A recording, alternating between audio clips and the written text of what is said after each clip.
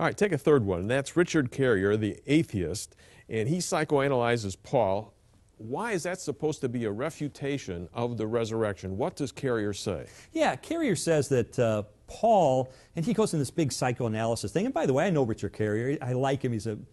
I've talked to him, and he's a good guy, but I think he's just terribly wrong here. To try to psychoanalyze somebody 2,000 years later and say that somehow Paul felt guilty because he was killing these Christians and persecuting the Christians. And by the way, he wasn't so happy where he was in his status as a Pharisee. He could be a leader of the church. He could be someone who really had status. And so he somehow has these psychological reasons for imagining this experience with Jesus in which he is converted on the road to Damascus. I mean, now, with all due respect, this is just wacky. Because, first of all, Paul tells us why he became a follower of Jesus. That is, he encountered the resurrected Christ.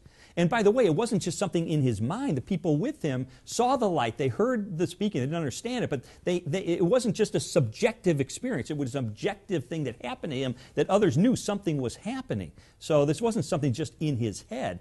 Plus, we have multiple historical accounts verifying that Paul was willing to live a life of deprivation, continual suffering, and persecution because of his conviction that Jesus is the Son of God who proved it by returning from the dead. And by the way, I talked to him. I know it's true. So he tells us why he was converted. We don't have to psychoanalyze him 2,000 years later, which is kind of crazy when you think about it anyway.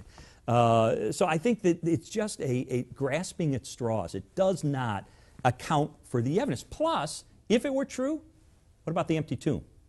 Yeah. Where's the body? What about the other disciples? What about James? Yeah. James, a half-brother of Jesus, who was a skeptic during the life of Jesus, becomes a leader of the local church because of the resurrected Christ. He was another one who had no reason, no psychological reason to somehow put his faith in his brother, and then why? So he could knowingly and willingly die for a lie? John, I looked through history. I don't find a whole lot of examples of people who knowingly and willingly were willing to die for what they knew was a lie.